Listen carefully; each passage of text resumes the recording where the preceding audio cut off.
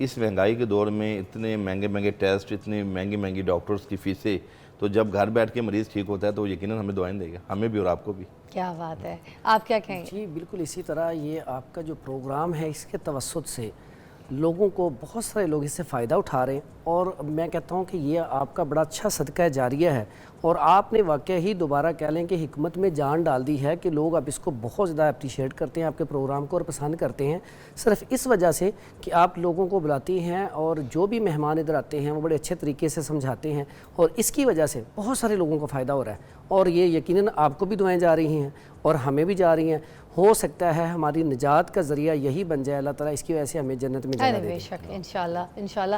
ناظرین، آج ہم نے حکیم جو ہیں وہ آن لائن کر دیے ہیں، it's free of cost, call کیجئے، اپنا علاج کروائیے۔ آج ہم بات کریں گے hypertension, blood pressure, low blood pressure, high blood pressure اور شوگر ذیابطیس کے جتنے بھی پیشنٹس ہیں آج میرا شو دیکھ رہے ہیں، کال ملائیں، پوچھیں، جو نسخوں سے بھی، اور آپ کو لگتا ہے کہ جو جتنے بھی ہربل چیزیں ہیں ان کے ذریعے آپ اپنی شوگر اور بلڈ پریشر ساری چیزیں ٹھیک کر سکتے ہیں، اور یہ سب سے عام بیماریاں ہیں، تو ہم آپ کی آج کال بھرپور طریقے سے لیں گے۔ سب سے پہلے تو میں آپ سے پوچھنا چاہوں گی کہ ہائپر ٹینشن، بلڈ پریشر کیا ہوتا ہے، اسپیشلی لو اینڈ ہائی؟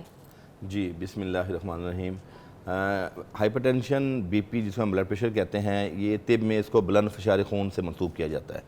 بلند فشار خون بیسیکلی شریانوں کی تنگی کا نام ہے، یعنی کہ مثال کے طور پہ کہیں پانی کا پائپ لگا ہوا ہے، اس کے اوپر اگر پاؤں آتا ہے تو اس کا پریشر بڑھ جاتا ہے، یہ ایک مثال ہے کامن۔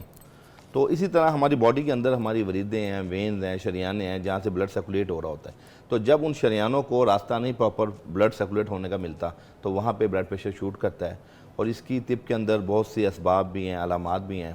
تو کامن جو ہے 5 ریزن ایسی ہیں جس کی وجہ سے بلڈ پریشر بڑھتا ہے۔ مثال کے طور پر جب ہمارا خون گاڑھا ہوتا ہے، لیپڈز لیول باڈی میں بڑھتے ہیں، کولیسٹرول لیول، ٹرائیگلیسرائڈ لیول، تو اس صورت میں بھی بلڈ پریشر بڑھتا ہے۔ دوسری مین اس کی ریزن ہے RFT، گردوں کے اندر ہماری جو انزائم ہے کریٹنن یوریا، جب یہ بڑھتا ہے تو اس صورت میں بھی بلڈ پریشر بڑھتا ہے۔ تیسری چیز ہماری کانسٹیپیشن ہے، جب قبض کے امراض ہوتے ہیں، انڈائجسٹڈ فوڈ بر وقت باڈی سے اخراج نہیں ہوتا، اس صورت میں جو گیسز ہیں ان کا دباؤ اور فلیچولنس، بلوٹنگ، اس سے بھی بلڈ پریشر بڑھتا ہے۔ اچھا، چوتھی اہم وجہ اس کی ہے شریانوں میں تنگی۔ اچھا، اس میں سم ٹائم یہ ہوتا ہے کہ ہماری باڈی کا میکنزم ایسا ہوتا ہے، گرم خشک مزاج ہو جاتا ہے، ہماری ڈائٹ ایسی ہے جس کی وجہ سے شریانوں میں نیچرلی تنگی آتی ہے، لوبریکیشن کی کمی ہوتی ہے، خشکی بڑھ جاتی ہے۔ تو یہ چوتھی ریزن ہے جو ہم طب کے اندر ہمارے پیشنٹ آتے ہیں۔ اور 5ویں وجہ ایسی ہے جو بہت سے پیشنٹ، بہت سے لوگ اس کو سمجھ ہی نہیں پاتے کہ یہ چاروں ریزنز، چاروں ڈائگنوز جب بالکل کلیئر ہوتی ہیں، آپ کا RFT بھی ٹھیک ہے، لیپڈز لیول بھی ٹھیک ہیں، آپ کے کانسٹیپیشن بھی نہیں ہے آپ کو، شریانوں میں تنگی بھی نہیں ہے آپ کو، تو 5ویں چیز جو ہمارے دیکھنے میں مشاہدے میں آئی ہے وہ ہے سروائکل۔ اچھا جی، سروائکل کی سٹفنس کی وجہ سے بھی بلڈ پریشر شوٹ کرتا ہے، اور وہ بلڈ پریشر دوائیوں سے نہیں بلکہ ایکسرسائز سے ٹھیک ہوتا ہے۔ تو یہ تو عام بچوں کو ہو رہا ہے گھر پہ، جی کیونکہ وہ موبائل کی وجہ سے بھی موبائل کا پوسچر ہے، ہاں، 2 ڈبل تکیہ لینا، اونچا تکیہ لینا، جی، مخصوص پوسچر میں کافی دیر بیٹھے رہنا، ہاں، اور کچھ آپ کے بیڈ ایسے ہیں جو ہارڈ ہیں جس سے آپ کو کمفرٹیبل لیول نہیں ملتا، اس کی وجہ تو سے یہ بھی ایک ایسی ریزن ہے۔ یہ میں بتانا مقصد اس لیے ہے کہ لوگوں کو یہ شعور ہو کہ جہاں کوئی ریزن نہ مل رہی ہو تو وہاں اپنا لائف سٹائل بھی دیکھیں، یہ بھی ایک ریزن ہے۔ اور آپ پلیز یہ بیان کیجئے گا کہ یہ جو شوگر کے پیشنٹس ہو جاتے ہیں، ہم لوگ ہمیں پتہ نہیں چلتا کہ ہم پری ڈائبیٹک ہو رہے ہیں، ہمیں بالکل پتہ نہیں چل رہا، تو ہم چیزیں کھا رہے ہیں، میٹھا کھا رہے ہیں اور بھی بہت سی ایسی چیزیں، تو ہمیں پلیز بتا دیجئے کہ کون کون سی چیزوں سے پرہیز کرنا ہے، کس طریقے سے ہم اپنی شوگر باڈی میں سے ہونے سے پہلے بچا سکتے ہیں۔ سب سے پہلی بات تو شوگر، یہ نا ایک خوف ہو گیا، ایک شوگر ہو گئی تو انسان نا تھوڑا سا پریشان ہو جاتا ہے، تو پریشانی نہیں ہونا، بالکل پریشان نہیں ہونا چاہیے، کیونکہ جو بھی اللہ تعالیٰ نے بیماری بھیجی ہے اس کا علاج بھیجا ہے۔ ارے واہ، سب سے پہلے تو پہلے علاج بھیجا ہے پھر بیماری، بالکل ایسے ہے۔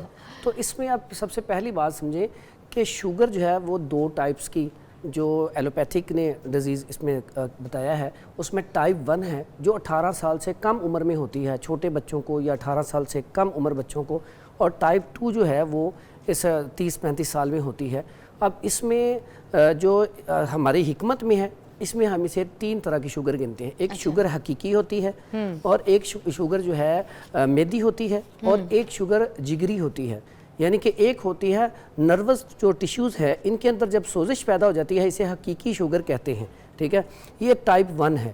اور اس میں جو میدی ہے اس میں جس کو کانسٹیپیشن ہو جاتی ہے جس پیشنٹ کو, یا اس کا لیور جو ہے فیٹی ہو جاتا ہے, اور یہ مرغن اغذیہ جو لوگ کھاتے ہیں, چہل قدمی نہیں کرتے اور ایکسرسائز نہیں کرتے, واک نہیں کرتے, اس کی وجہ سے ہوتی ہے, یا پھر نیند اچھے طریقے سے نہیں لیتے. اور ان کی علامات بھی بتانی آپ نے تھوڑی سی ساتھ. ہاں جی, ان کی علامات سب سے پہلی تو یہ ہے کہ ان کا خون بہت زیادہ گاڑھا ہو جاتا ہے, کانسٹیپیشن بہت زیادہ ہو جاتی ہے ایسے پیشنٹ کو. کیا ٹانگیں جو کہتے ہیں پتلی ہو جاتی ہیں, وہ بھی صحیح بات ہے؟ وہ بھی ایک بات ہے, لیکن اس میں سب سے پہلے بعض اوقات ایسا پیشنٹ بھی ہمارے پاس آتا ہے اس میں سمٹمز کوئی نہیں آتی, لیکن اب جب ٹیسٹ کروائیں گے تو اس میں شوگر آ رہی ہے, تو سمجھ لیں کہ آپ کو شوگر ہو رہی ہے. اگر آپ کے اندر سمٹمز نہیں بھی آ رہی ہیں تو آپ اپنا نہ فکر کریں. اس میں جو میں نے 3 جو شوگر بتائی ہیں ہماری حکمت میں, اس میں جو جگری ہے وہ جگر کی وجہ سے ہے. ایک مسکولر ٹیشو میں جب سوزش آ جاتی ہے وہ میدی ہے, جیسے کانسٹیپیشن میں آپ کو بتایا. اسی طرح جو جگر کی خرابی کی وجہ سے آتی ہے اس میں جو ہمارا ایپیتھیلیل ٹیشوز ہوتی ہیں ان کے اندر سوزش واقع ہو جاتی ہے, جس کی وجہ سے پیشاب کے اندر جلن آنا شروع ہو جاتی ہے, انسان کا وزن کم ہونا شروع ہو جاتا ہے. جب بھی کوئی غذا کھاتا ہے اکثر اوقات پیٹ خراب رہنا شروع ہوتا ہے, پیٹ کے اندر وٹ رہنا شروع ہو جاتا ہے, پین رہنا شروع ہو جاتی ہے, اور وزن دن بدن کم ہونا شروع ہو جاتا ہے. تو اس لیے ان تینوں کا علاج حکمت میں موجود ہے, وہ بڑا آسان سا علاج ہے, سمپل سا علاج ہے. کال شامل کرتے ہیں پروگرام میں. السلام علیکم. السلام علیکم. وعلیکم السلام. جی بھائی کون بول رہے ہیں؟ راشد صاحب. جی کیا کہیں گے ملتان میں سے؟ پیٹ کے بارے میں پتا کرنا چاہتا ہوں. پیٹ میرا بڑھ رہا ہے اور بلڈ پریشر ہائی بھی رہتا ہے, اور بائی ٹائم لو بھی ہو جاتا ہے. جی میں آپ ٹی وی کا والیوم بند کیجیے گا, میں آپ کی بات بھی کراتی ہوں. حکیم عطا الرحمان صاحب پلیز بات کیجیے گا. جی انہوں نے کہا کہ بلڈ پریشر کا پیشنٹ ہے لیکن لو بھی ہو جاتا ہے. ہاں دیکھیں, بلڈ پریشر ہائی ہونا اتنا خطرناک نہیں ہے جتنا بلڈ پریشر لو ہونا ہے. اور لو ہونے کے اندر جو مین چیز ہے وہ نروس بریک ڈاؤن ہے. جب آپ کے اعصاب کمزور ہوتے ہیں یا آپ کی ڈائٹ پلان باڈی میں اس طرح کا نہیں جا رہا ہوتا, اس صورت میں بلڈ پریشر زیادہ لو ہوتا ہے. اچھا, سم ٹائم لو ہونے میں ہارٹ اور لنگس کی کولیبریشن کا بھی ایشو ہوتا ہے کہ آپ کا دل پراپر پمپنگ نہ کر رہا ہو, اس میں ہارٹ فلیشز کے ایشوز ہوں, تو اس صورت میں بھی بلڈ پریشر لو ہوتا ہے. تو بلڈ پریشر لو کے اندر آپ صرف یہ کہ نمکین شکنجبین کا اگر آپ استعمال کریں گے معمول میں, اور پودینے کی چٹنی جو ہمارے گھروں میں بنتی ہے, تو ان دونوں چیزوں سے انشاءاللہ آپ کا بلڈ پریشر جو ہے مینٹین ہو جائے گا انشاءاللہ. Very nice. آج ہم بات کر رہے ہیں بلڈ پریشر کے اوپر, ہائپر ٹینشن کے اوپر اور شوگر کے اوپر.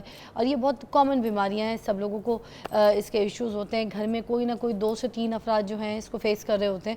اور ایج کے ساتھ ساتھ جو ہے لوگوں کے اندر یہ شوگر اور بلڈ پریشر بہت زیادہ پایا جاتا ہے. اگر آپ دیکھیں تو 30s کے بعد عورتوں میں بہت زیادہ ایشوز ہوتے ہیں بلڈ پریشر کے, شوگر کے, اور کچھ بیماریاں جو وہ ٹینشنز کی وجہ سے بھی بہت آتی ہیں. اور آج کے معاشرے میں ہمیں تو سوشل میڈیا دیکھ کے بھی ٹینشن شروع ہو جاتی ہے. ہمارے بچے اسکول میں اگر اچھی پڑھائی نہ کر رہے ہوں, اچھا رزلٹ نہ آ رہے ہوں, تو سب سے پہلے مائیں ٹینشن میں اور اپنے آپ کو شوگر پیشنٹ بنا لیتی ہیں. چھوٹی چھوٹی باتوں کو پینک لے جاتی ہیں. ہمیں ایک تو یہ بھی پریکٹس کرنی ہے سارے علاجوں کے ساتھ کہ ہم نے اپنے جو ٹینشن ہے نا اس سے ہم نے اپنے آپ کو بچا کے رکھنا ہے, اس سے ہم نے اپنے آپ کو ریلیف رکھنا ہے. اور اس کی پریکٹس کرنی ہوتی ہے.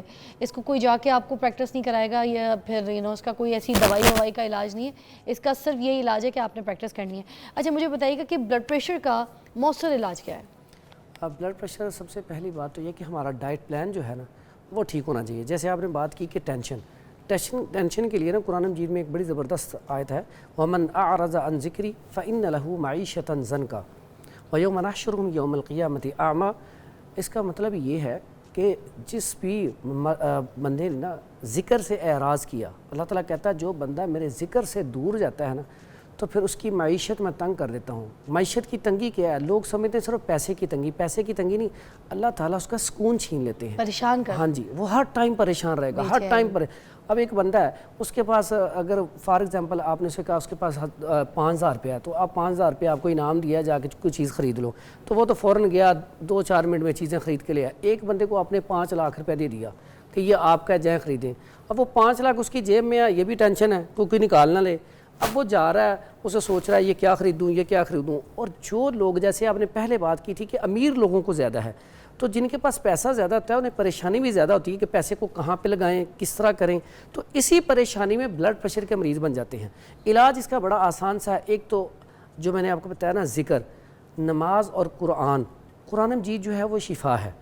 تو کثرت سے قرآن مجید پڑھیں اور 5 وقت کی نماز پڑھیں, اور سکون اللہ تعالیٰ نے اس میں رکھا ہے. اس کے ساتھ ساتھ اگر آپ دوائی کھانا چاہتے ہیں تو ایک تو بات یاد رکھیں, جو بلڈ پریشر ہے ہمارے اندر کوئی آرگن نہیں ہے, अक्सर लोग समझते हैं ये वो ब्लड प्रेशर हो गया, तो ब्लड प्रेशर तो एक आपको इंडिकेशन दे रहा है कि आपके अंदर कोई प्रॉब्लम शुरू हो रही है। जैसे आप गाड़ियों में सेंसर लगे हुए हैं, तो सेंसर से बताता है कि आपके फलां जगह पे कोई मसला आ रहा है, तो उसको ठीक करवा लें तो गाड़ी ठीक हो जाएगी।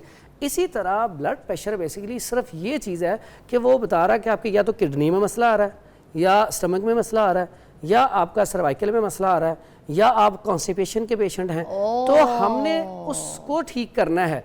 ठीक है, एक तो जो ब्लड प्रेशर है इसकी प्रॉपर दवाई मुस्तकिल नहीं खानी चाहिए।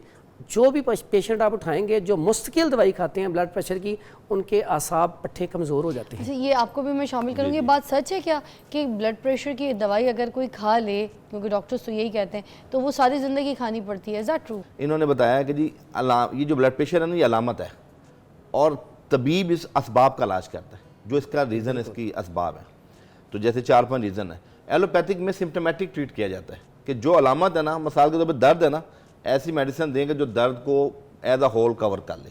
हमारे यहाँ ऐसा नहीं होता, हम तिब में असबाब का इलाज करते हैं तो ऑटोमेटिकली अलामत दूर हो जाती हैं। अच्छा, ठीक है, और इसमें हमारी दवाइयों में एडिक्शन नहीं है अल्हम्दुलिल्लाह। हमारी जो भी दवाई होगी वो अल्हम्दुलिल्लाह कुछ अरसे बाद, 1 माह 2 माह के इस्तेमाल के बाद, मिसाल के तौर पर कोलेस्ट्रॉल की वजह से ब्लड प्रेशर बढ़ रहा है, तो हम जब कोलेस्ट्रॉल की दवाई देंगे, कोलेस्ट्रॉल नॉर्मल हो जाएगा, तो उस सूरत में ब्लड प्रेशर भी नॉर्मल हो जाएगा।